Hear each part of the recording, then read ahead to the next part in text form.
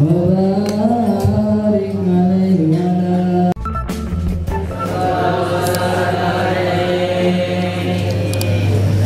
برسول الله والبلد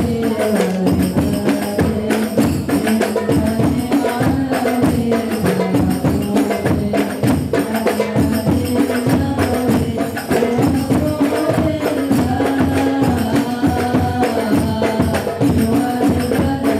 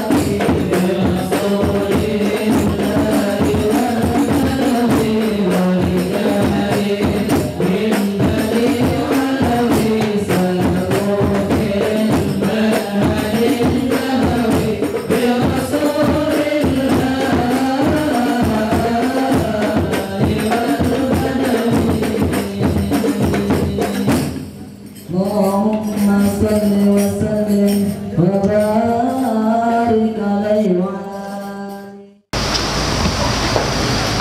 Bismillahirrahmanirrahim.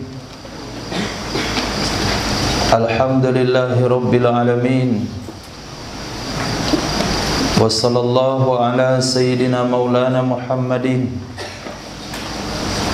sayyidil anbiya wal mursalin wa habibi rabbil alamin wa ala ashabil akramin wa ahli baiti tahirin wa azwaji tahirati ummahatil mu'minin wa ikhwanihi minal anbiya wal mursalin wa tabi'ina lahum bi ihsanin ila yaumiddin.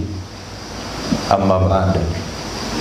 Rabbi yassir wa la tu'assir, Rabbi tammim bil khair. Rabbana shrah lana sudurana wa yassir lana umurana wa umural muslimin wahlul 'uqdatam min lisanina yafqahu qawlana. Bisanadina al-muttasil ila imamil khatimatul hufaz al-imam Jalaluddin As-Sayuti rahimahullah wa qaddasallahu sirra wa adama nafa'a bi ulumihi wa barakatihi wa nafahatihi wa madatihi wa karamatihi fid darini amin. Ahbab fillah wa duyufana al-a'izza, hadanallahu wa iyyakum alal huda wa taqwa. Kita lanjutkan dengan kitab Jami' As-Saghir, hadis nomor 5709. 5709. Hadis ini kedudukannya sahih. Terdapat dalam Sunan Abi Daud, Sunan Ibnu Majah, Sahih Imam Hakim. Diriwayatkan dari sahabat Sayyidina Abdullah bin Amr bin As radhiyallahu an, anak seorang gubernur Mesir di zaman Khalifah Sayyidina Umar ibn Khattab. Baginda Nabi sallallahu alaihi wasallam bersabda, al-ilmu thalathah. Ilmu itu 3 macam. 3 macam yang wajib diketahui. 3 macam yang mesti dipelajari. Wa ma siwa dzalik, dan sesuatu siwa selain zalika demikian, fahuwa maka dianya selain, fadlun itu kelebihan. Itu kalau sempat pelajari. Kalau enggak pelajari juga enggak apa-apa. Tapi yang 3 ini mesti. Yang 3 ini mesti. Mana yang 3? Ayatun muhkamah. Ayat yang mengandung hukum. Kalau tafsirnya dari sekian 30 juz Al-Quran, yang mesti kita pelajari tafsirannya adalah ayat ahkam. Ayat yang mengandung hukum. Enggak tahu dengan sejarah Nabi Musa, enggak ada masalah. Kalau tahu, alhamdulillah. Enggak tahu dengan cerita Nabi Yusuf, enggak apa-apa. Kalau tahu, bagus. Tapi kalau enggak tahu dengan maksud ayat yang berbunyi khudzu zinatakum inda kulli masjid, ambillah perhiasanmu setiap masjid. Ya ayyuhalladzina amanu kutiba alaikumus syiyam, ya ayyuhalladzina amanu kutiba alaikumul qisas. Itu bermasalah.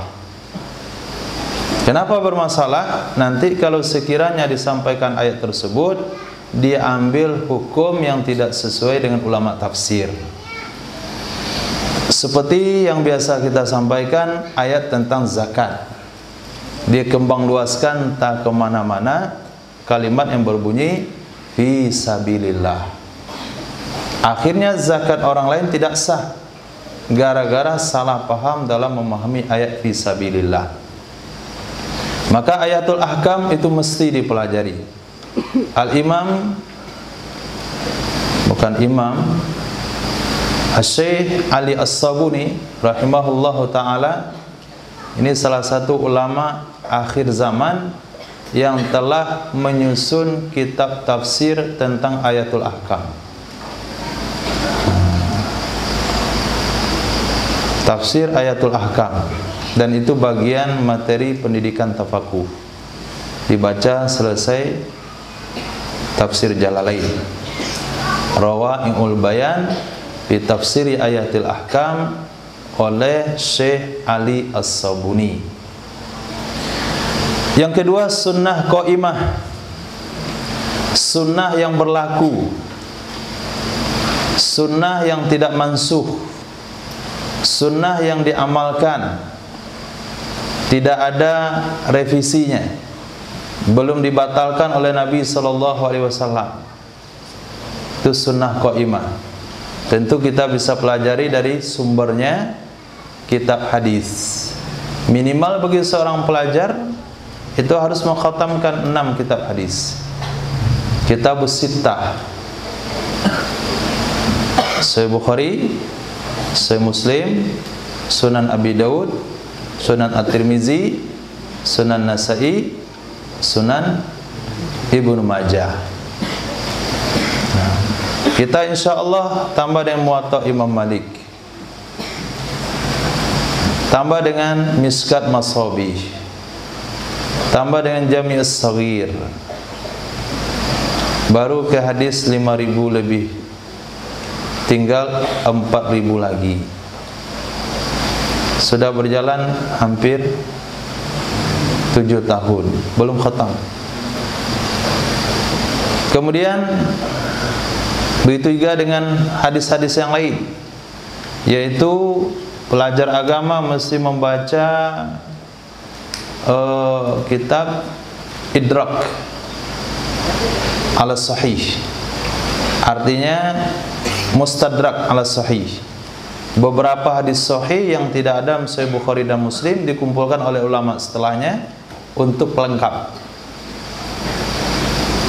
Nah, juga tidak lupa dengan kitab Riyadhus Shalihin. Jangan sampai lupa dengan kitab Matan Arba'in. Jadi alhamdulillah 11 kitab hadis itu harus diselesaikan dalam 10 tahun program tafakuh, program alim. Coba lihat sunnah qaimah. Asbab hari ini hanya mempelajari sebagian hadis, diambil sebuah kesimpulan, akhirnya menyalahkan yang lain, akhirnya mengambil kesimpulan terlalu cepat, akhirnya malu mengakui kesalahan setelah jumpa hadis berikutnya. Maka perlu kita belajar secara komplit untuk menyampaikan kepada umat, ini masalahnya, ini hadisnya, ini masalahnya, ini hadisnya, Maulid Nabi ini dalilnya, Isra Mi'raj ini dalilnya, kemudian apapun masalah-masalah yang dipermasalahkan hari ini, membaca Sayyidina ini dalilnya. Dalam salat, Allahumma salli ala Sayyidina Muhammad wa ala ali Sayyidina Muhammad, ini dalilnya.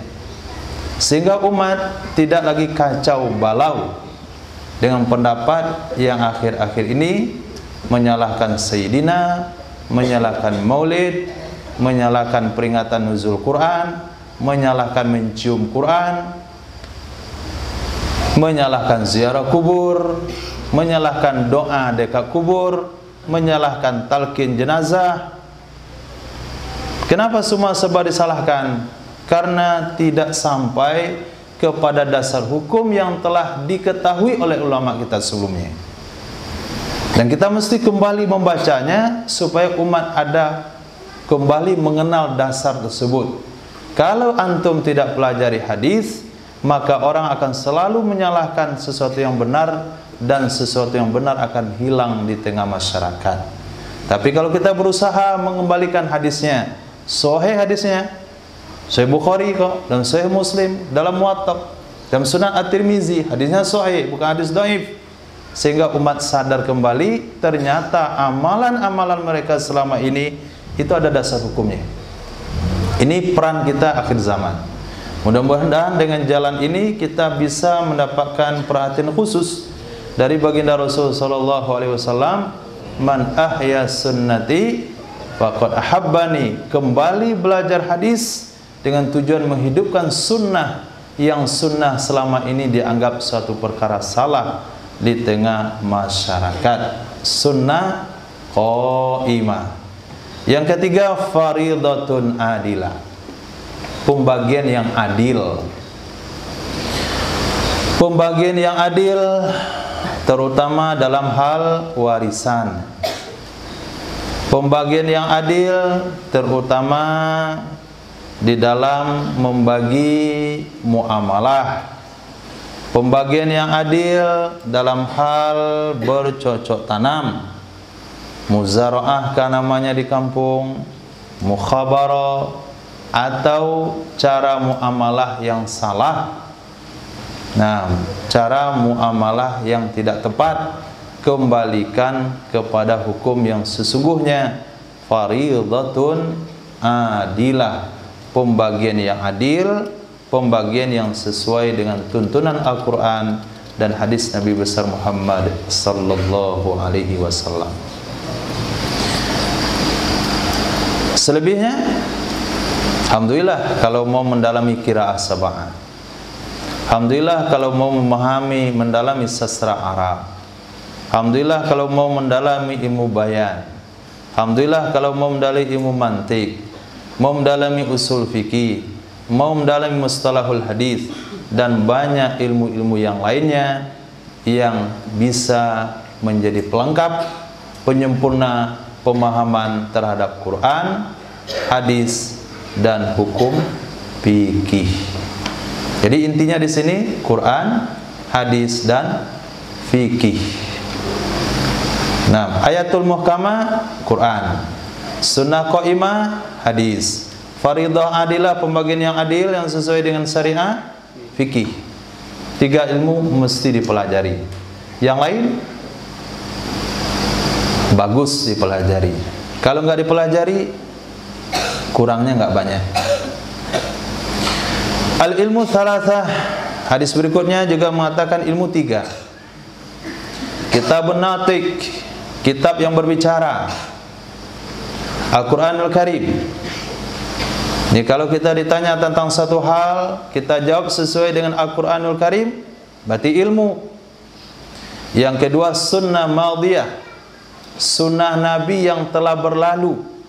Bagaimana Nabi menyikapinya, bagaimana Nabi menyelesaikannya, kita sampaikan sebagaimana Nabi menyampaikan, kita selesaikan sebagaimana Nabi menyelesaikan permasalahan tersebut. Itu adalah ilmu. Kemudian kita cari di Quran, tidak tahu, dicari enggak hadis, enggak tahu, dicari fatwa ulama juga enggak tahu, maka ilmu yang ketiga adalah la adri, saya tidak tahu.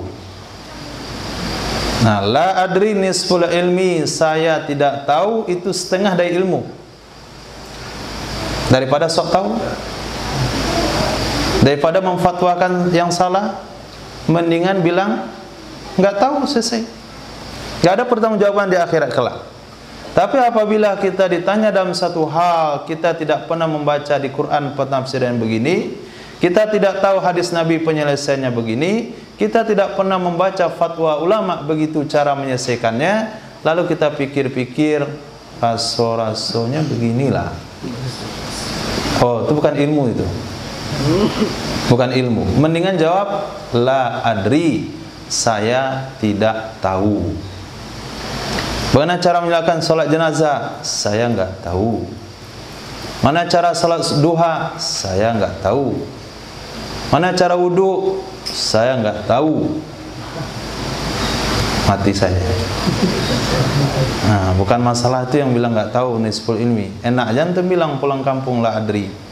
Sudah belajar 10 tahun semuanya enggak tahu.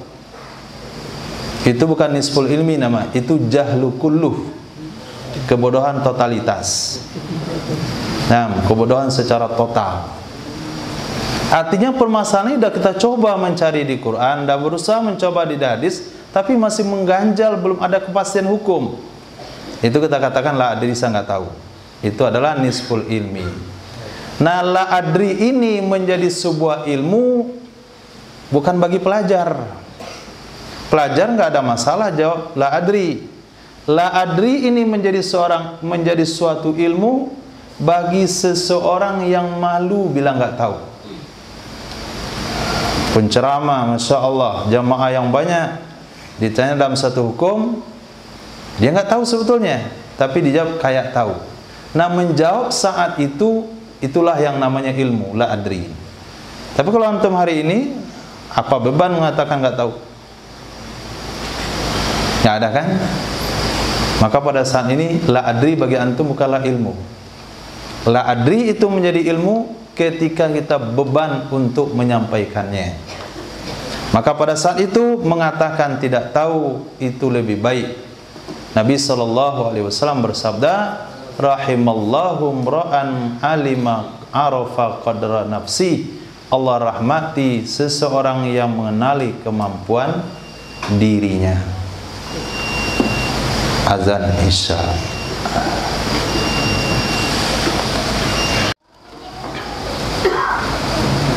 Bismillahirrahmanirrahim. Kita lanjutkan hadis berikutnya, 5711. Baginda Rasul sallallahu alaihi wasallam bersabda, al-ilmu hayatul Islam. Ilmu itu adalah nafasnya Islam. Ilmu itu adalah kehidupan Islam.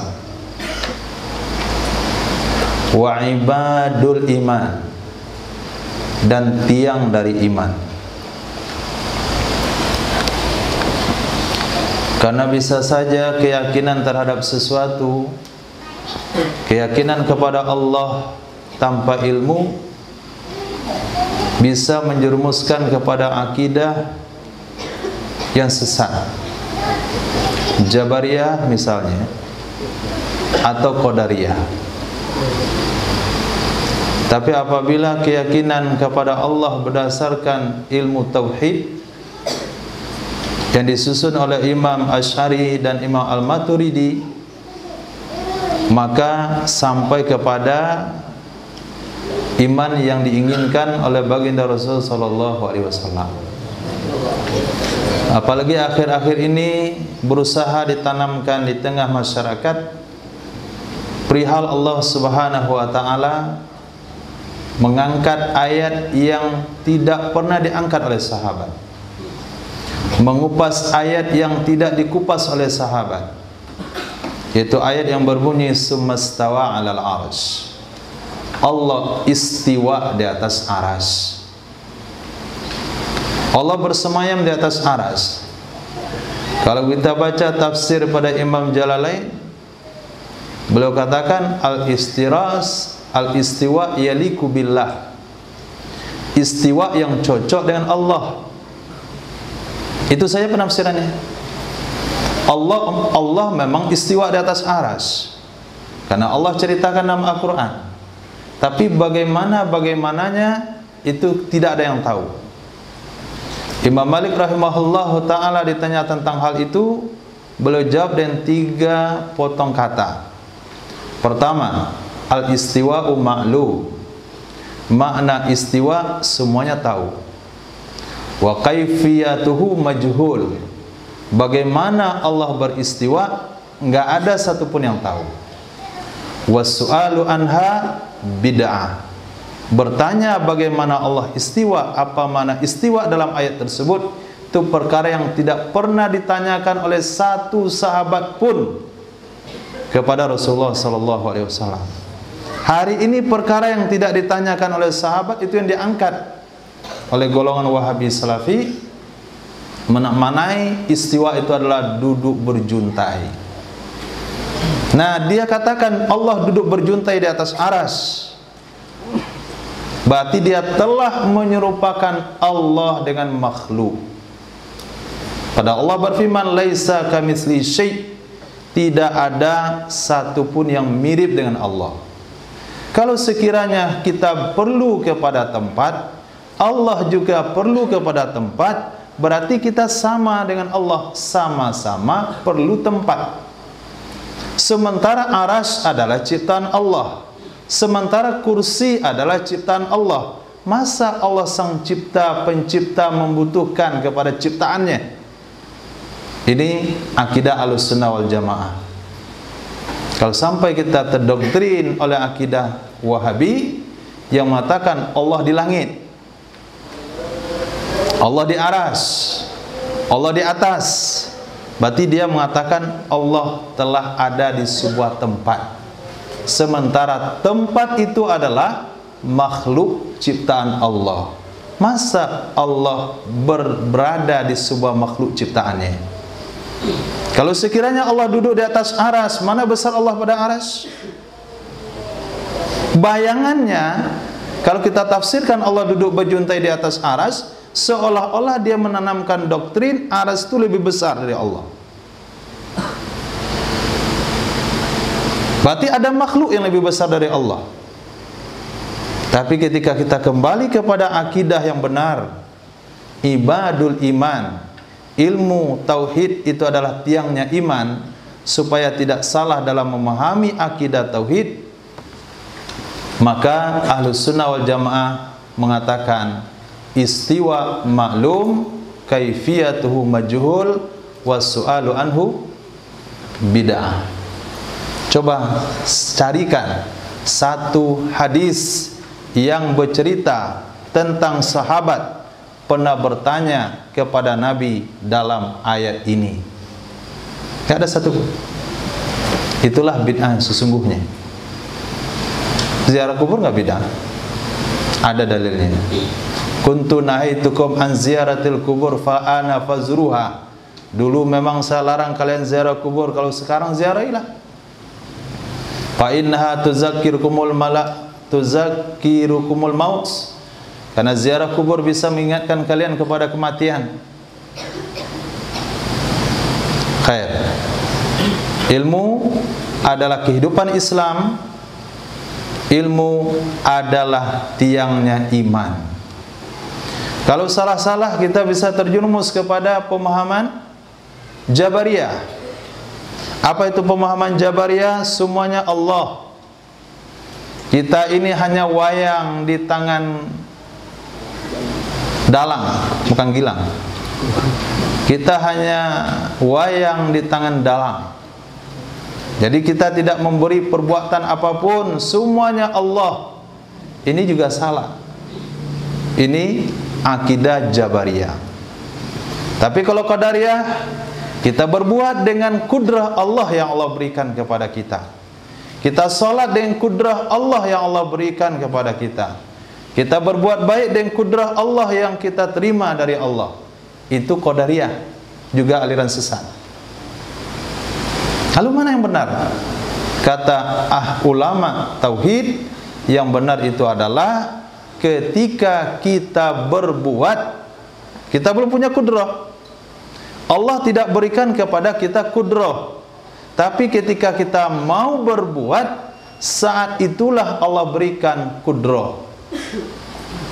Bisa dibedakan. Nah, itu akidah Ahlussunnah wal Jamaah. Waman allama ilman, siapa saja yang mengajarkan ilmu. Man allama ilman, siapa saja yang mengajarkan ilmu. Atamma, niscaya menyempurnakan. Allahu, oleh Allah subhanahu wa ta'ala, lahu, baginya orang tersebut, ajrahu, pahalanya ilmu. Kalau dia tidak ajarkan ilmu, dia hanya dapat setengah pahala, yaitu pahala belajar saja. Tapi apabila dia setelah belajar mewakafkan dirinya untuk ilmu agama, mengajarkan ilmu yang dia dapat, baru Allah sempurnakan pahalanya. Kalau enggak, dapat pahala sekali. Khairukum man ta'allamal Qur'an wa 'allama. Sebaik-baik kalian orang yang belajar Quran dan mengajarkannya. Bukan belajar Quran enggak dapat pahala, besar pahalanya. Setiap huruf yang antum baca, berapa pahalanya?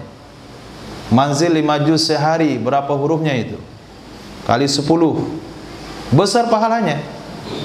Tapi apabila hanya berhenti sampai saat belajar, setelah belajar tidak lagi mengajarkan ilmu, pahala dapat setengah.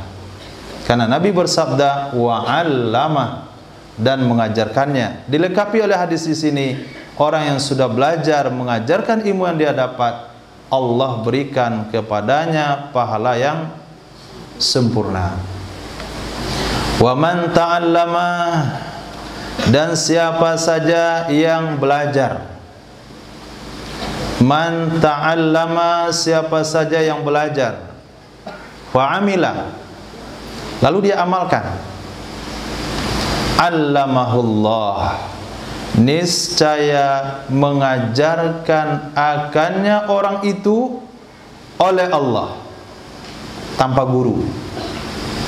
Ilmu laduni, ilmu ilham langsung dari Allah. Allamahu, mengajarkan akannya orang itu oleh Allah, malam ya'lam, sesuatu yang dia belum tahu. Coba antum pikir kembali, coba lihat lagi dalam diri.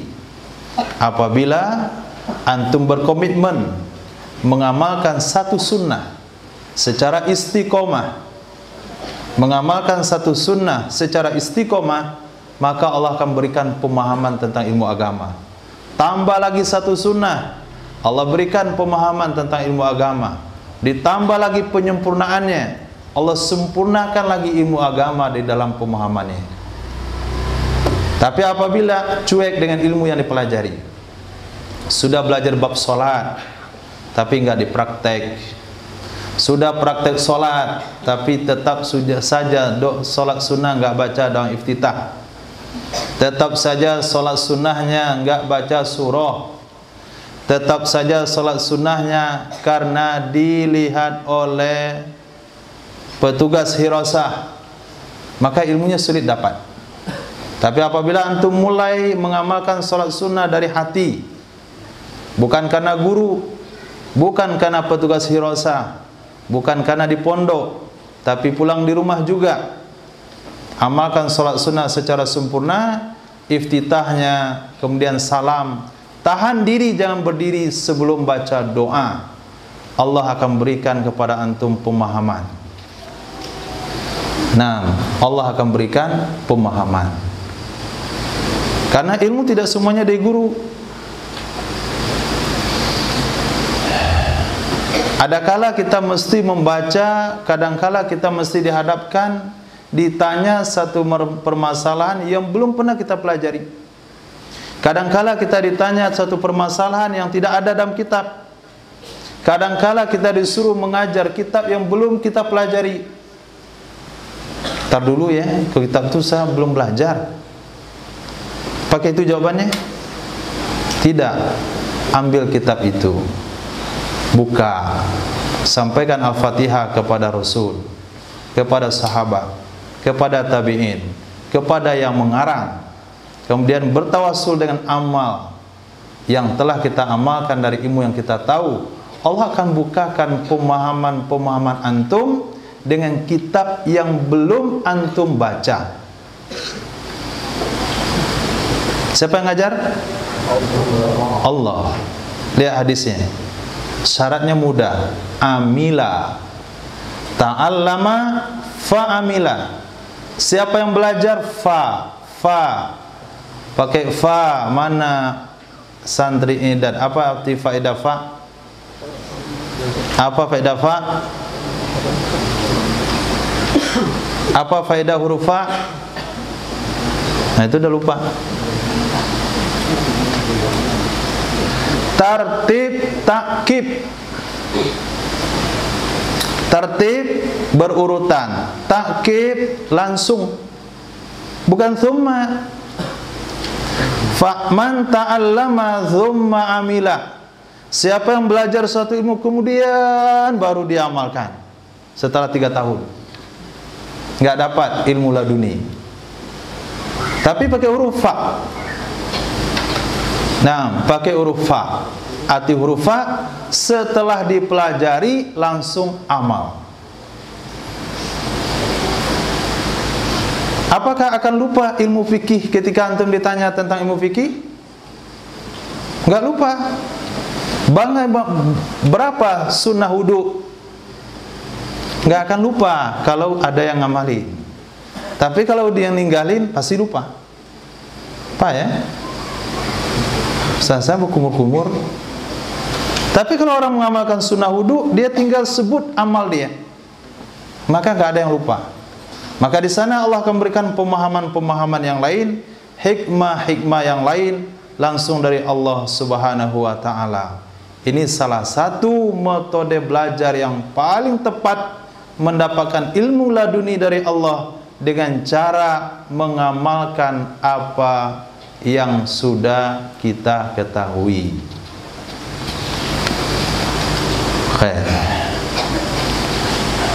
Ilmu nahu dengan praktik baca dengan kawan-kawan. Buka kitab baca lagi, buka kitab baca lagi, buka kitab baca lagi. Ini apa barisnya? Kenapa barisnya ini? Pernah nggak tertanya-tanya bagi ilmu, bagi santri alim, kalau baca ini kenapa? Kalau nggak pernah antum bertanya, berarti nggak pengen tahu. Dan setiap santri alim mestinya setiap ada kalimat yang dibaca, baik dalam Al-Quran, baik dalam hadis, kenapa barisnya di depan, kenapa di bawah, kenapa di atas, kenapa mati, kenapa sukun, kenapa pakai huruf ini, kenapa nggak pakai huruf itu pertanyaan-pertanyaan yang harus ada bagi orang yang pengen tahu dengan ilmu nahwu dan sharaf. Kaki.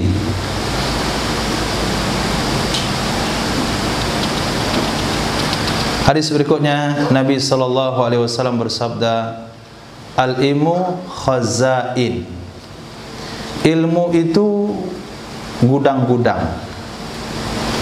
Ilmu itu lemari-lemari. Ada arti khazanah lemari, ada artinya gudang. Ilmu itu gudang-gudang. Letaknya di gudang-gudang. Kalau gudang banyak. Bukan satu gudang, tapi banyak gudangnya. Ada ilmu gudang fikih, ada gudang tasawuf, ada gudang tauhid, ada gudang hadis, ada gudang mustalahul hadis, ada gudang usul fikih, ada gudang mustalah fikih, ada gudang nahu, sharaf, badi, ma'ani, bayan, mantik, balagha, sastra, syair, qiraah sab'ah sampai qiraah 11. Muat di kepala? Nah, enggak muat. Dan setiap cabangnya itu ada pakarnya. Imam Syafi'i terkenal dengan fikihnya, Imam Bukhari terkenal dengan hadisnya, Imam yang terkenal dengan tafsirnya, Imam yang ini terkenal dengan nahwu dan sharafnya. Dan dia punya gudang. Dan setiap gudang ada kuncinya. Apa kuncinya? Wa miftahuha as-su'al. Kuncinya mau bertanya. Miftahuha, anak kuncinya gudang ilmu itu adalah bertanya. Fasalu, maka tanyalah olehmu, yarhamkumullah. Kalau mau bertanya, dapat doa langsung dari Nabi. Semoga kamu dirahmati Allah.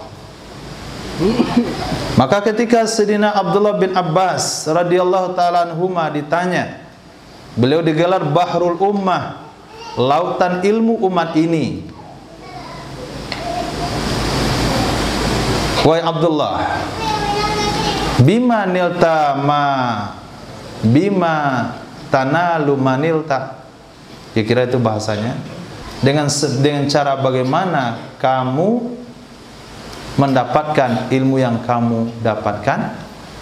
Sayyidina Abdullah bin Abbas katakan, bilisanin su'al, lidah yang banyak bertanya. Tahfiz baca Quran. Hari ini dah mulai menghadirkan. Ini kenapa barisnya begini? Tanya sama Idah. Gak dapat jawab oleh Idah, tanya sama Tafakuh. Gak dapat jawab oleh Tafakuh, suruh mandi. Tafakuh masih gak bisa dapat jawab. Fasalu, maka tanyalah olehmu, yarhamkumullah, niscaya kamu akan dirahmati oleh Allah Subhanahu wa taala. Fa innahu, maka sesungguhnya, yu'jaru fihi, diberi pahala di dalam bertanya, arba'atun, 4 orang.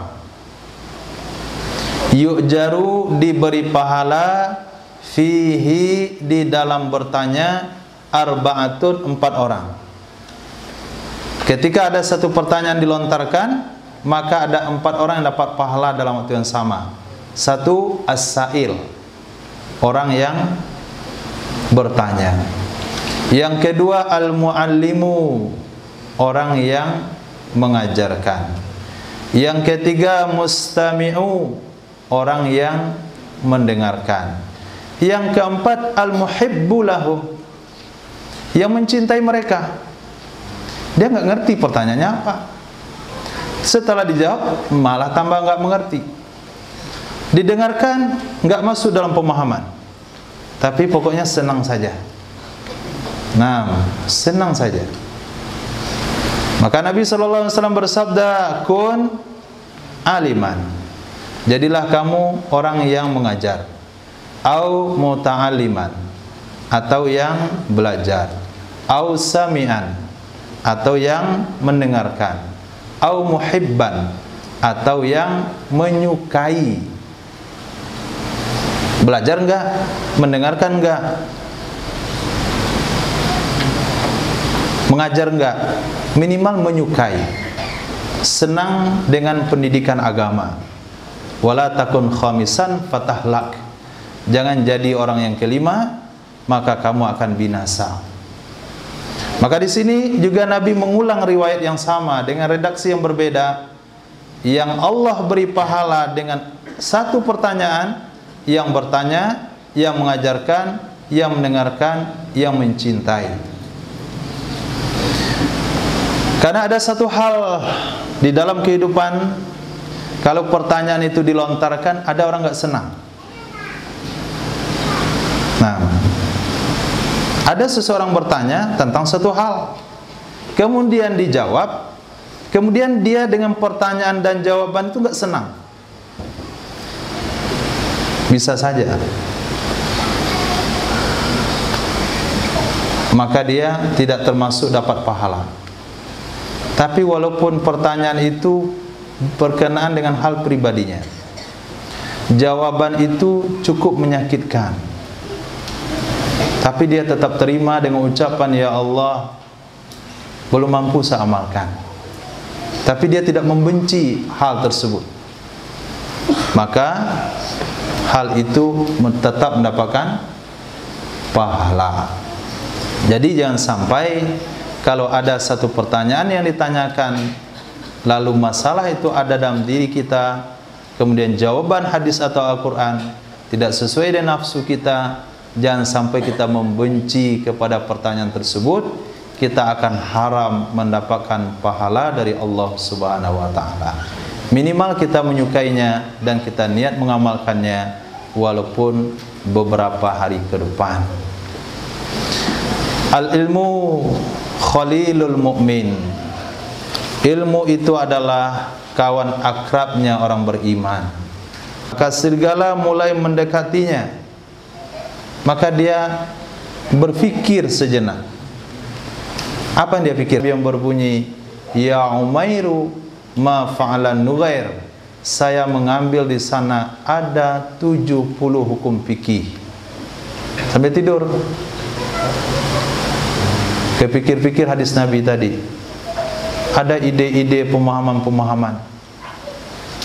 Jadi walaupun dia sendiri termenung, bukan memikirkan sesuatu yang akan terjadi atau yang belum terjadi, tapi memikirkan suatu hadis atau sabda Rasul sallallahu alaihi wasallam, bahkan jawaban pertanyaan yang pernah ditanyakan yang belum ada jawabannya terjawab ketika termenung.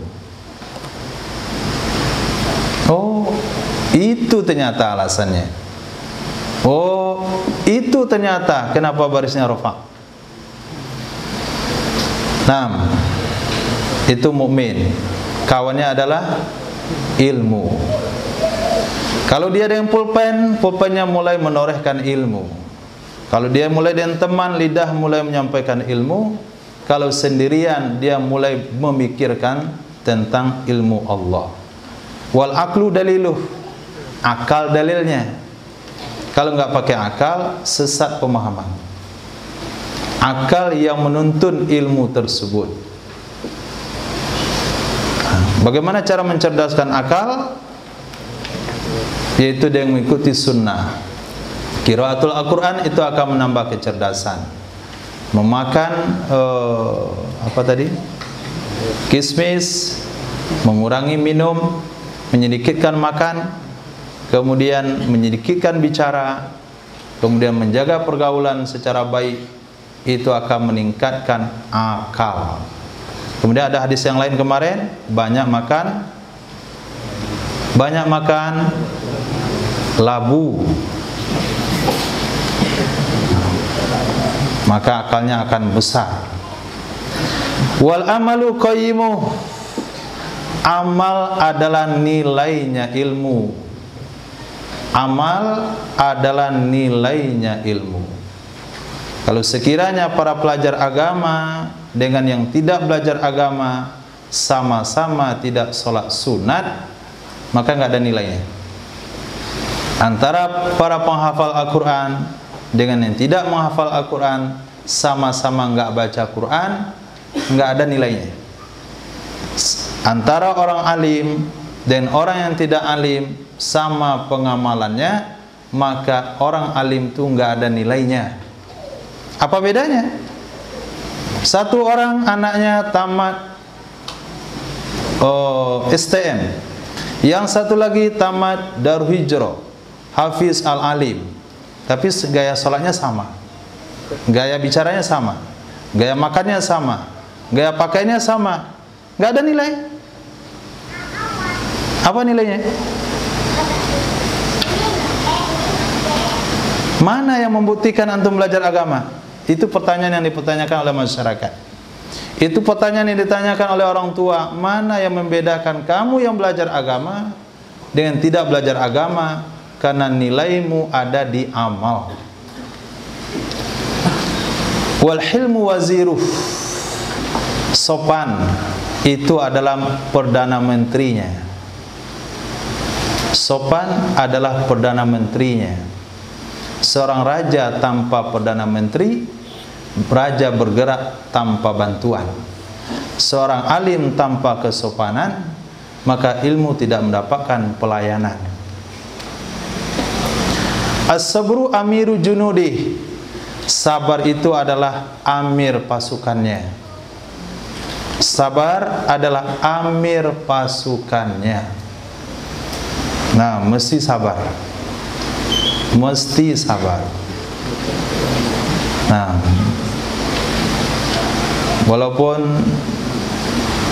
nggak dapat melakukan hal yang orang dapat lakukan, walaupun kita bisa melakukan sesuatu yang orang bisa lakukan, tapi karena tuntutan suatu ilmu mesti sabar. Sabar terlambat nikah. Itu satu. Sabar hidup pas. Sabar hidup sederhana. Sabar tidak ikut pergaulan bebas. Sabar tidak ikut pergaulan yang tidak pada tempatnya. Pengen juga nonton di situ, tapi karena ini seorang pelajar agama, enggak usah. Pengen juga nongkrong di situ, tapi karena dia pelajar agama, enggak usah. Amiru junudi, sabar. Enggak lama. 60 tahun. Nah, Amiru Junudi. Warifku waliduh, sifat lemah lembut bapaknya. Sifat lemah lembut waliduh, bapaknya ilmu. Walinu akhuhu, lembut adalah saudaranya. Linu lembut, akhuhu adalah saudaranya ilmu. Jadi apabila hal ini lengkap dalam diri seorang alim, maka disebut dah dia alim sejati, ulama rabbani, pewaris para anbiya alaihimus salatu wassalam. Al ilmu khairum minal ibadah. Ilmu itu lebih baik dari ibadah. Kok bisa? Nabi pernah bersabda kepada Sayyidina Abdullah bin Abbas, maaf, kepada Sayyidina Abu Dzar Al-Ghifari radhiyallahu anhu, ya Abu Dzar, la antaghdua fata'allama ayatan min kitabillah khairul laka min antusalliya mi'ata raka'ah. Wahai Abu Dzar, kalau kamu di pagi hari menghafal satu ayat Al-Quran, memahami satu ayat Al-Quran, satu ayat saja, itu lebih baik daripada 100 rakaat salat sunat. Antum berapa setoran satu hari? Ada 10 ayat. Nah, 10 ayat berarti lebih baik pada 1000 rakaat salat sunat. Siapa yang hari ini penduduk bumi yang salat sunatnya 1000 rakaat setiap hari? Enggak ada. Antumlah yang setoran 10 ayat. Kalau setorannya 1 juz sehari, berapa ribu? Nah, lebih cepat mencapai derajat daripada jalur ibadah. Wa milakuddin al-wara. Maaf, ada satu penggal hadis lagi, motivasi untuk tafakuh. Ya Abu Dzar, la antau dua fata'allama babam minal ilmi amil tabi aw lam ya'mal bih khairul laka min alfi raka'ah. Wahai Abu Dzar, kamu di pagi hari belajar satu bab ilmu, bab salat, bab zakat, bab haji, bab wudu, bab matalin wudu, bab tayamum, bab puasa, bab salat musafir. Kamu amalkan atau tidak kamu amalkan, itu lebih baik daripada 1000 rakaat salat sunat. 1000. Satu bab ilmu. Tamat Fathul Mu'in, Fathul Qarib, berapa bab di dalamnya? Pasti antum enggak tahu. Saking banyaknya babnya. Kali 1000. Lalu kalau dicatat berapa orang yang bisa menandingi ibadah salat sunat antum pada hari ini yang mengkhatamkan Fathul Qarib, apalagi sampai mengkhatamkan Fathul Mu'in, apalagi sampai mengkhatamkan Mahalli, apalagi sampai pada mazhab arba'ah. Siapa yang bisa menandingi satu bab ilmu yang dipelajari dari kitab fikih dari 1000 rakaat salat sunat? Ada? Enggak ada. Tidak ada hari ini.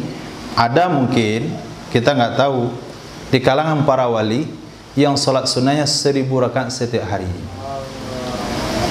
Tapi seingat saya, Imam Ahmad bin Hanbal itu salat sunatnya 300 setiap malam. Itu Imam Ahmad bin Hanbal. Enggak tahulah kalau ajib hari ini ada di akhir zaman wali yang tersembunyi yang salat sunatnya 1000 rakaat tiap hari. Mungkin ada. Mungkin. Tapi dengan seorang pelajar ilmu agama, enggak perlu dengan waktu yang panjang, cukup belajar satu bab saja. Bukankah ilmu khairu minal ibadah? Ilmu lebih baik daripada ibadah. Bukan berarti belajar saja akan lebih baik, ngapain lagi saya beramal? Kembali kepada hadis tadi, ilmu tanpa amal tidak ada nilai. Wa milakuddin al-wara'. Kemudian yang menguasai agama itu adalah sifat wara'. Yang menguasai agama adalah sifat wara'. Yang memahami pemahaman agama didasari dari sifat wara'. Ahli dalam hal agama mesti diawali daripada sifat wara'. Jangan pernah mengambil kue kawan. Jangan pernah pakai sendal orang tanpa izin. Kalau antum belum bisa jaga hal itu, nggak akan pernah memahami agama. Karena milaknya, metode penguasaan terhadap agama itu harus diawali pada sifat wara'. Bersabar, bersyukur dengan apa yang punya. Bersabar dengan apa yang kita punya. Jangan sampai keambil punya kawan. Harus memiliki sifat wara'. Kalau kepinjam sendalnya kepakai tanpa sengaja, cari orangnya minta maaf. Sendal antum saya pakai. Terburu-buru. Kalau sudah pernah berlalu, cari orangnya mesti minta maaf. Saya nggak pernah beli odol selama di sini. Saya ambil odol antum. Itu baru ada pemahaman agama. Kalau hal itu antum tidak mulai, nggak akan pernah ada pemahaman agama. Tidak akan pernah. Mana mungkin Allah berikan cahaya kepada seseorang yang memakan makanan kawannya. Allah tidak akan berikan cahaya ilmu kepada orang yang menzalimi orang lain. Ketika Imam Syafi'i rahimahullahu ta'ala mengadukan hafalannya kepada gurunya, sakautu ila waqi su'ahilzi, aku adukan kepada guruku Waqi, hafalanku enggak bagus. Fa'ausani bitarkil ma'asi, beliau nasihati aku jangan buat maksiat. Fa'innal ilma nurun, ilmu itu adalah cahaya. Yu'adil asi, dia tidak sejalan dengan maksiat. Jadi kalau mau menguasai ilmu agama, tanamkan sifat wara'. Wara' tidak mengambil hak orang lain, wara' tidak menzalimi orang lain, wara' tidak menumpang tenaga dengan orang lain. Kita jadwal piket berlima, 4 bekerja, 1 tidak, berarti dia tidak wara'. Menumpang kebersihan dengan kawannya, telah memakan tenaga kawan, berarti enggak wara'. Bagaimana kita bisa lebih dalam hal itu? Lebih dalam hal itu, sehingga pada saat itu Allah akan memberikan pemahaman kepada antum ketika mau memberikan pengorbanan yang lebih daripada kewajiban yang sesungguhnya.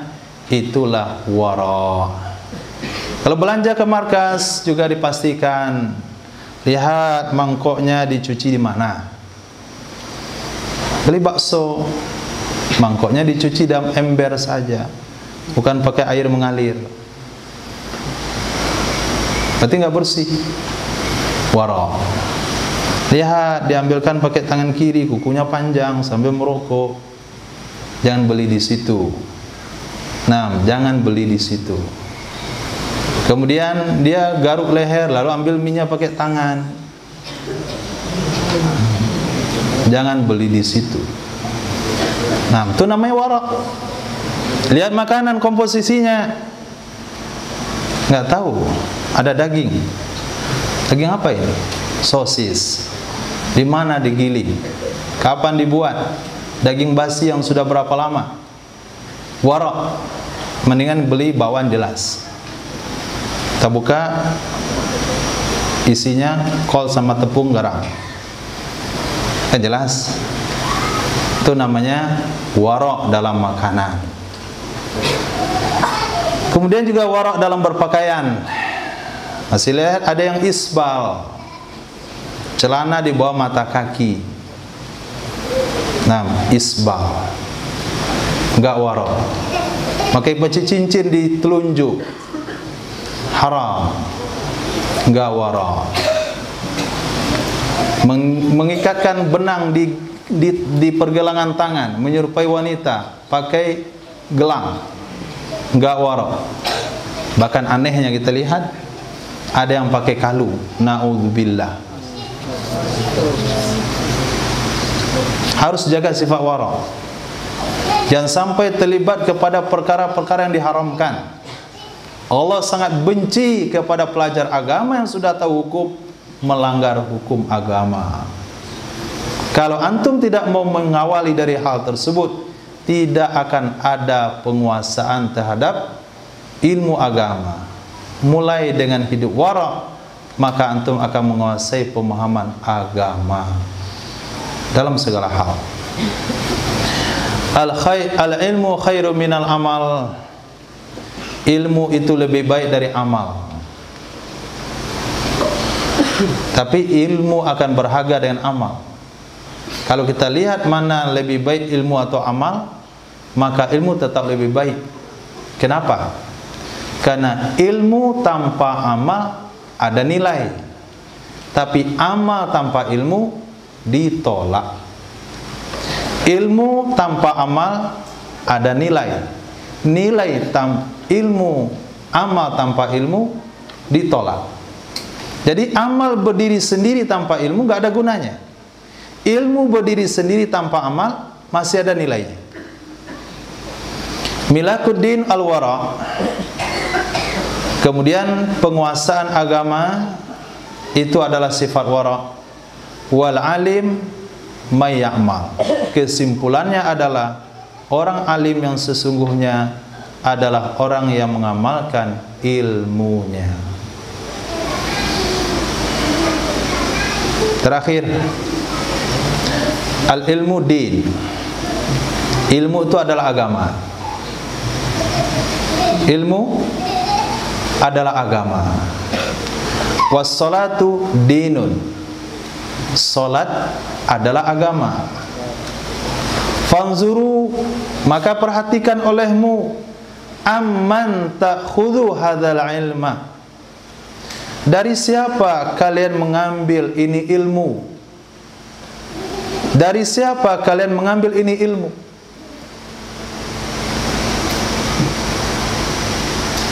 Siapa gurumu? Tamatan Cicago. Ilmu agama diambil dari Yahudi. Belajar agama ke Amerika. Gurunya Yahudi.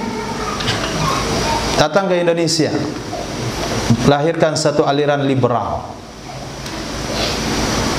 Nah, sudah meninggal orangnya, masih banyak tersisa pengikutnya, dan masih diajarkan pemahamannya. Jadi mesti hati-hati belajar ilmu. Maka kalau tamat, jangan milih pendidikan sendiri. Nggak mau di Darul Hijrah nggak ada masalah, tapi jangan berhenti belajar. Yang kedua, jangan cari tempat belajar sendiri. Saya mau belajar ke Madinah, nggak ada masalah di Madinahnya, tapi masalah kalau salah tempat belajarnya. Pulang-pulang Allah di aras, pulang-pulang Allah di langit. Sampai di sini Allah punya tangan. Ini bahaya. Nah, tanya kepada para alim ulama, mana tempat belajar yang sesuai dengan Ahlus Sunnah wal Jamaah. Bahkan hari ini mereka membuat sebuah pendidikan yang kalau dilihat dari namanya Ahlus Sunnah, tapi kalau masuk ke dalamnya Wahabi. Contoh, Fakultas Imam Syafi'i dibuat di Pekanbaru. Fakultas Imam Syafi'i, orang dengar Imam Syafi'i berarti mazhab, masuk ke dalamnya anti mazhab. Jadi jangan terpedaya dengan nama. Namanya Sekolah Islam Terpadu. Masuk ke situ. Sampai di rumah, Pak bilang sama ayahnya, Pak, Allahumma barik lana fima razaqtana qina azabannar. Hadisnya maudhu. Yang sahih itu bacanya bismillah. Itu baru anak SD itu. Kalah bapaknya sama dalilnya. Kenapa? Salah dalam menempatkan pendidikan anak masuk ke gudang Wahabi. Sampai amalan bapaknya salah. Anak SD bisa menyalahkan bapaknya. Antum bayangkan bagaimana doktrin dia mengajar. Bagaimana dia memasukkan pemahamannya. Sampai anak SD tahu Allahumma barik lana fima razaqtana itu bukan doa makan yang sahih. Doa makan yang sahih itu bismillah. Maka hati-hati, ilmu itu adalah agama. Maka perhatikanlah dari mana mesti mengambil ilmu. Ketika Imam Malik rahimahullahu ta'ala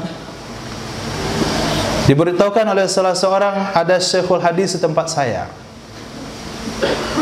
Beliau pun datang pengen belajar. Maaf, Imam Ahmad bin Hanbal, seorang ulama yang haus hadis. Wahai imam, di tempat saya ada syekhul hadis. Imam Ahmad pun datang, berjalan di belakang syekhul hadis. Satu kali seorang syekh meludah ke kanan. Meludah ke kanan. Akhirnya Imam Ahmad pulang nggak jadi belajar.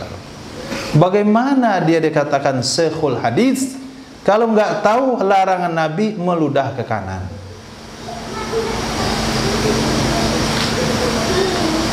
Maka jangan belajar daripada sistem pendidikan yang di dalam pengajarannya itu sudah menunjukkan penantangan kepada sunnah Nabi. Tafsir Jalalain dibaca, kopi siap dengan panasnya, asbak rokok ada juga di situ. Bagaimana mau belajar tafsir? Tafsir, kopi, rokok. Sambil merokok, sambil baca Quran. Bismillahirrahmanirrahim, keluar asapnya. Nah, nggak bisa. Harus hati-hati antum belajar. Diambil dari mana? Wa kaifa tusalluna hadhihi shalah. Dan juga mesti bagaimana kalian salat. Kalian melakukan ini salat. Kaifa tusallun, salat itu adalah agama. Dan mesti tahu bagaimana tusallun, kalian melakukan salat. Hadhihi shalah, akan ini salat. Bukan melihat atau mencontoh. Dia orang di kanan gerakkan telunjuknya, kita gerakkan juga. Lihat besok orang taruh tangan di dada, kita di dada juga. Kemudian pergi keluar 4 bulan, taruh tangan di bawah pusar, pulang Pakistan di bawah pusar juga. Itu kan nggak jelas. Nah, nggak jelas bagaimana cara sholatnya yang benar. Jadi cara sholatnya ikut mana yang nampak banyak. Pergi dia umroh ke Makkah besok, nampak orang sedang sholat matikan handphone. Sampai di sini tersebar lagi sedang sholat, enak aja matikan handphone. Pergi ke Makkah, ada orang melakukan sholat, softnya kosong di belakang, langsung aja berjalan kencang depan. Sampai di Indonesia, dia buat juga seperti itu, jalan kencang tanpa ada jeda. Nggak bisa. Nah, tidak bisa belajar dari pengalaman, karena agama itu bukan pengalaman. Agama itu tauqifi, bergantung kepada panduan Al-Quran dan hadis. Fa innakum tus'aluna yaumal qiyamah, maka sesungguhnya kalian akan ditanya pada hari kiamat tentang ibadah salat, bahkan itulah yang pertama sekali. Maka kita minta kepada para senior, para majelis guru untuk memperhatikan kawan-kawan kita yang bergabung di Darul Hijrah. Setiap sholat imam tolong ingatkan dahi dibuka, jangan sampai tertutup ketika sujud. Kemudian ketika sujud jangan sampai kaki, jari, jemari terangkat dari sejadah atau meletakkan punggung kaki di atas sejadah. Mesti ketika sujud jari jemari ditekuk. Khair insyaallah. Semoga Allah berikan pemahaman Mungkin ada pertanyaan dari bapak-bapak, dipersilakan.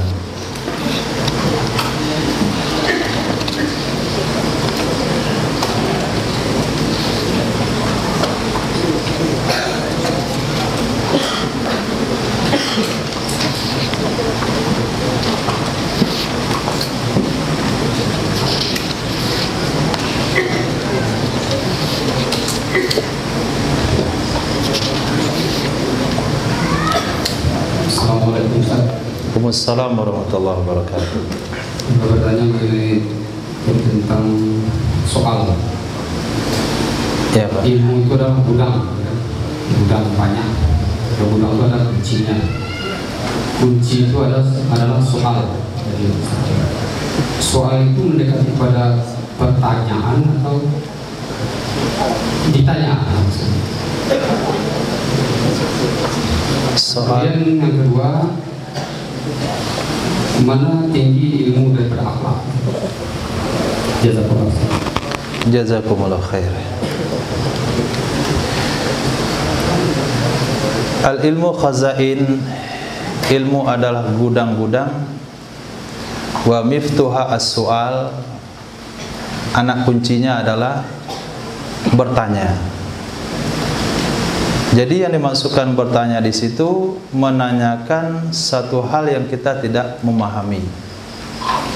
Kalau sekiranya santri dalam pendidikan ada permasalahan dalam pemahaman, nggak ngerti di kelas, nggak paham yang disampaikan guru di kelas, dan tidak ada kesempatan untuk bertanya, maka caranya bertanya setelah selesai belajar. Dan itu akan membuka pemahaman kita. Karena kalau kita kadangkala teman bertanya dijawab oleh guru, kita nggak ngerti. Tapi apabila kita yang bertanya, itu kadang-kadang Allah berikan pemahaman.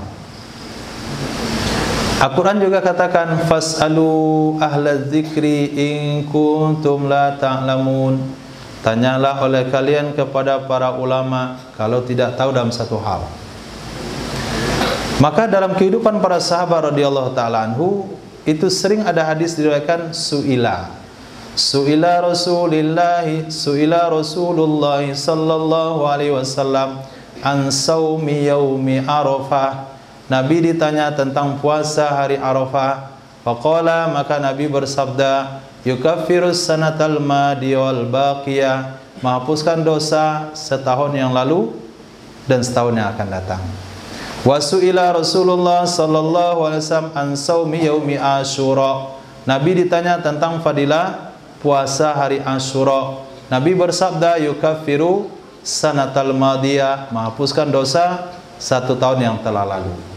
Al-Quran juga mengatakan begitu. Wa yas'alunaka anis sa'a wa yas'alunaka anil mahid wa yas'alunaka anil ahilla wa yas'alunaka anir ruh wa yas'alunaka anil anfal. Banyak yas'alunaka. Itu maknanya miftahul ilmi. Baik dari hadis Nabi ditanya, seorang bertanya, seorang wanita bertanya.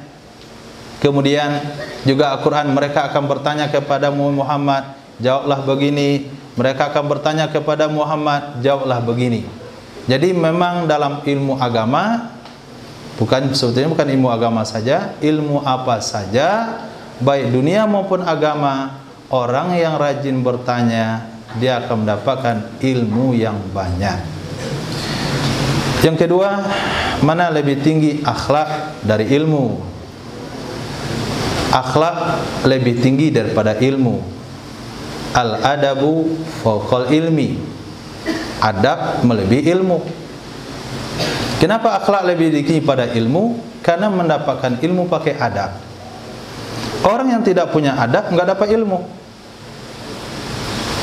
Bagaimana dia meraih ilmu kalau nggak ada adab? Maka adablah asas.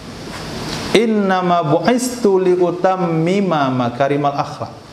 Aku dikirim untuk menyempurnakan akhlak. Apa beda adab sama akhlak? Akhlak adalah pembawaan jati diri yang tidak berkaitan dengan siapapun.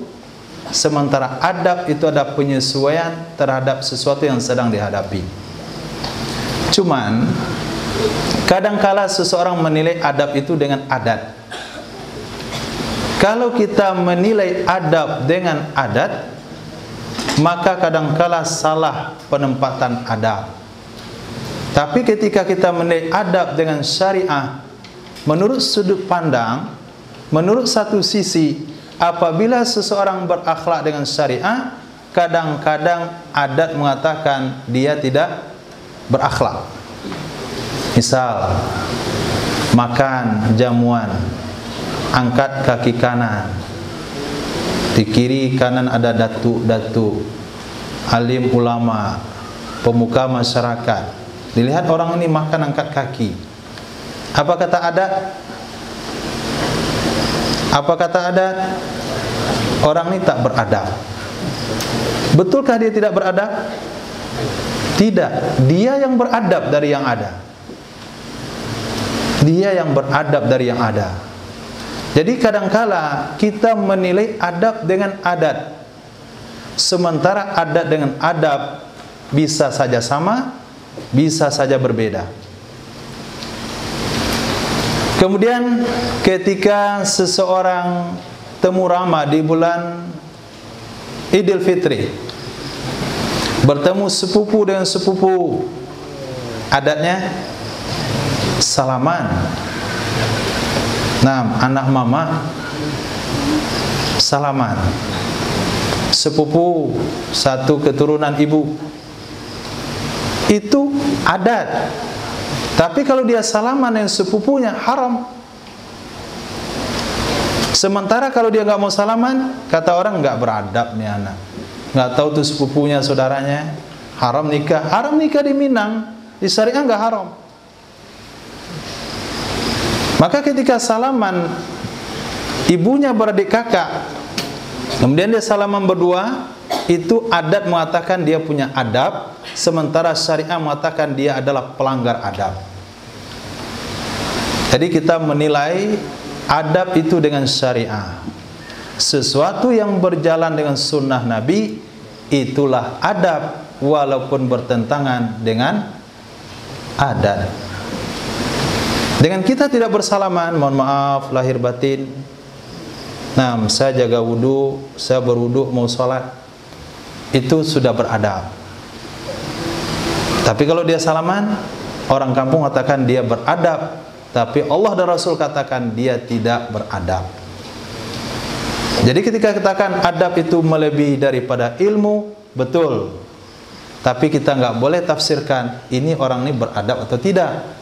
Karena penafsiran adab yang sesungguhnya adalah menurut penjelasan Al-Quran dan hadis Nabi Muhammad sallallahu alaihi wasallam.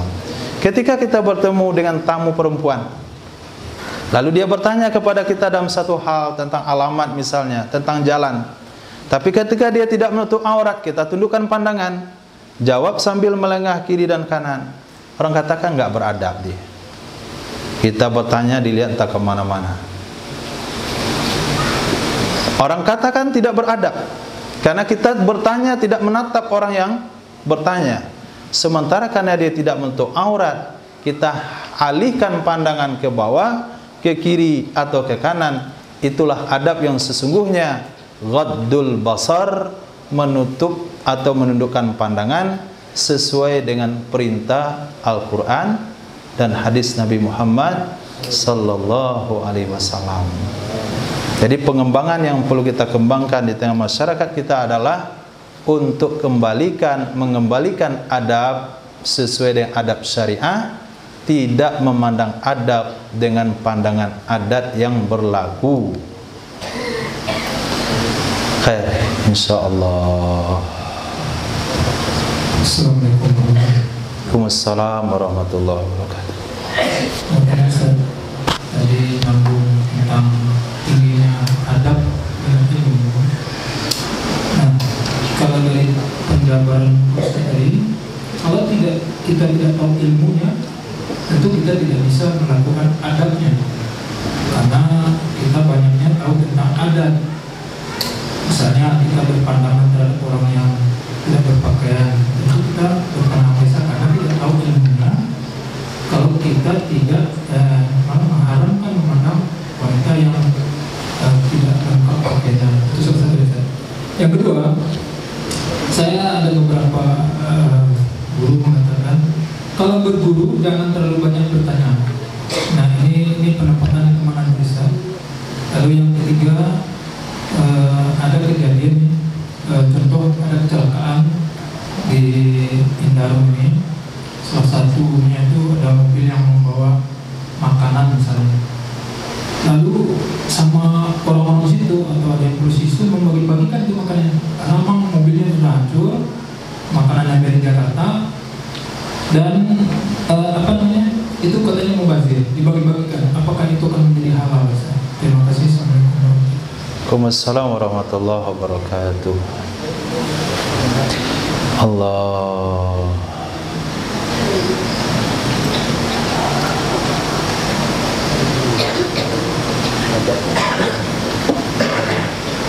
Ya Karim. Adat yang pertama tadi lupa Pak.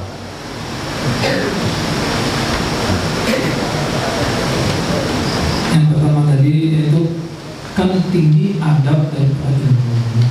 Nah, ketika kita tidak punya ilmu, tentu kita tidak akan bisa beradab karena tidak ada ilmunya. Yang kita tahu adalah ilmu adat yang kita tahu. Nah, kalau contohnya tadi duduk, saya juga pernah berprasangka seperti itu. Duduk yang dilakukan oleh teman-teman jamaah ya. Kita makan, saya lihat kok duduknya seperti ini. Dan suatu hari saya keluar, diterangin kalau makan seperti ini itu efeknya seperti ini, makan seperti ini. Nah, saya merasa awalnya memang tidak ada, karena memang nggak ada yang makan seperti ini. Nah, ini kan kita tidak berilmu. Ketika kita berilmu, adab itu bisa kita lakukan. Tapi kalau tidak berilmu, tentu kita tidak bisa beradab. Nah, bagaimana kita mengatakan kalau ilmu di bawahnya adab? Itu Masya Allah, jazakumullah khair. Karena adab sendiri adalah ilmu. Nah, adab sendiri itu ilmu. Bagaimana mereka katakan adab melebihi ilmu, sementara adab itu adalah ilmu. Maksudnya ilmu adab lebih tinggi daripada ilmu selain adab. Nah, memang adab itu ilmu, tapi ilmu adab lebih tinggi daripada ilmu selain adab. Maka ketika kita sebelum membaca Al-Quran, mesti kita pelajari dulu adab dengan Quran. Memakainya, berwudu, membalik dengan telak dengan tangan, jangan pakai air liur, jangan menyelipkan sesuatu di halaman Quran, jangan meletakkan sesuatu di atas Al-Quran, jangan bicara ketika Al-Quran terbuka, jangan meletakkan Quran di bawah pusar, harus tinggi dari atas pusar. Kalau sekiranya dia amalkan baca Quran dengan adab, dia dapat pahala. Tapi apabila dia baca Quran tanpa adab, kam min qari'il Quran al-Quranu yal'anu, berapa banyak orang baca Quran, Quran mengutuknya. Jadi amal jadi sia-sia karena tidak adab. Jadi betul adab lebih tinggi pada ilmu, sementara ilmu adalah adab. Maksudnya adalah ilmu adab lebih utama kita pelajari daripada ilmu amal. Sebelum berwudu kita belajar adab wudu. Sebelum sholat kita belajar adab sholat. Sebelum masuk masjid kita belajar adab masjid, supaya pengamalan kita dalam masjid itu menjadi amal, supaya sholat yang kita lakukan jadi amal, supaya sedekah yang kita berikan jadi sedekah ketika kita mengenal adab dalam hal itu. Yang kedua, udah mulai pelupa. Pagalang? Sup. Membagi kue-kue itu nomor 3. Nomor 2? Yang kedua itu kalau saya pernah beberapa ulama atau guru mengatakan kalau berguru itu jangan terlalu banyak bertanya. Masya Allah. Ini penempatannya ke mana nih? Tadi kan bertanya itu adalah amal. Nah, ini ilmu yang mana yang tidak boleh bertanya? Terima kasih, jazakumullah. Yang enggak boleh bertanya metode. Yang ditanyakan ilmu. Ketika Nabi Musa alaihissalam mau belajar kepada Nabi Khidir, wahai Khidir, saya mau ikut kamu untuk belajar ilmu yang Allah ajarkan kepadamu. Apa kata Nabi Khidir? Boleh, tapi jangan kamu bertanya kepada saya sampai saya ceritakan. Itu syaratnya. Jangan bertanya sampai saya ceritakan. Jadi ada beberapa hal yang tidak boleh dipertanyakan, yaitu metode pendidikan. Kenapa saya mesti setor 5 juz? Ketiga kan nyaman. Nah, kenapa mesti di kamar itu kasur dilipat? Kalau ditaruh di lantai saja kan nyaman. Nggak perlu piket-piket. Kenapa mesti begini dan begini? Kenapa aturannya begini dan begini? Kenapa mesti masuk di sini baca dulu 30 juz baru setoran? Kenapa sebelum setoran Al-Quran mesti setoran hafalan dulu? Itu nggak usah ditanya. Kenapa kami selepas sholat nggak boleh mundur ke belakang? Kenapa mesti hadir tepat waktu? Kenapa mesti tidur tepat waktu? Kenapa makan tepat waktu? Itu yang tidak perlu dipertanyakan. Jadi metode, cara atau kurikulum itu nggak usah ditanyakan. Kenapa kami belajar matan jurumiyah dulu nggak mutamimah saja langsung? Nah, kenapa ada kelas idat persiapan baca kitab? Kenapa nggak langsung tasawuf tinggi? Kenapa nggak akidah tauhid? Kenapa kami tamat SD nggak bisa belajar alim masih tahfiz? Kenapa kami yang tamat SMP disarankan belajar alim nggak tahfiz? Nah, ini hal-hal yang nggak perlu dipertanyakan karena itu adalah metode yang telah disesuaikan dengan kemaslahatan yang pada diri individu masing-masing. Kenapa kami nggak boleh kuliah? Nah, itu kan nggak usah dipertanyakan. Kalau antum kuliah jadi PNS nggak ada gunanya belajar. Pagi-pagi pulang sore, ilmu mubazir, tenaga kami mubazir, donatur mubazir, orang sedekah mubazir.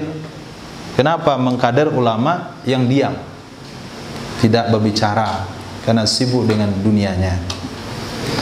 Nah, itu salah satu kurikulum pondok.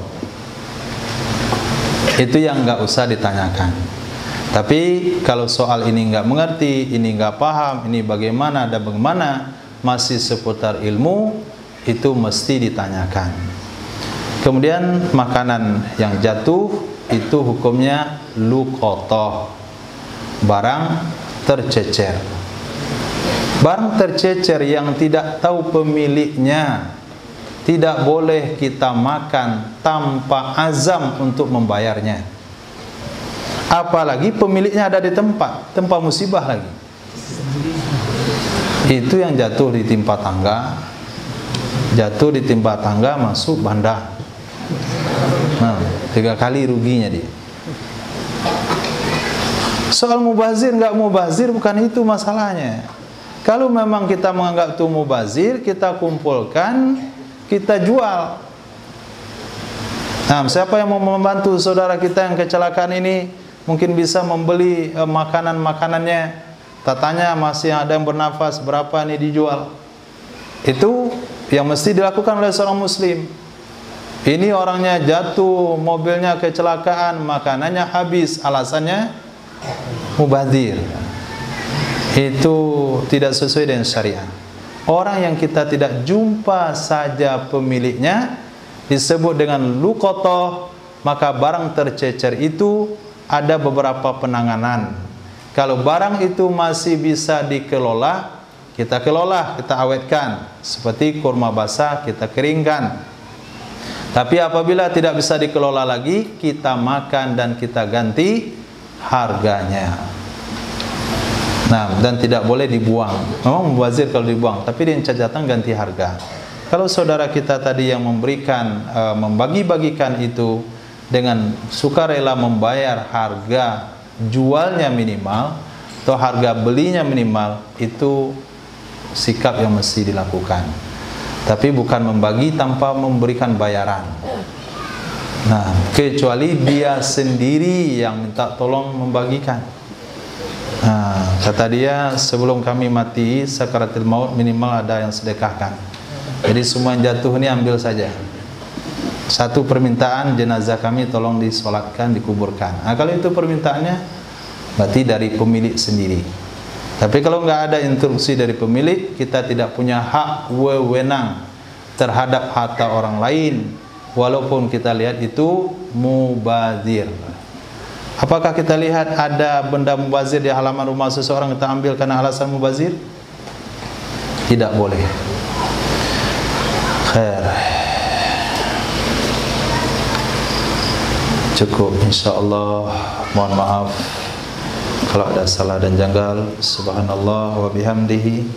Subhanakallahumma bihamdika asyhadu an la ilaha illa anta astaghfiruka wa atubu ilaik. Subhanaka rabbil izzati amma yasifun. Wassalamu ala mursalin. Alhamdulillahirabbil alamin.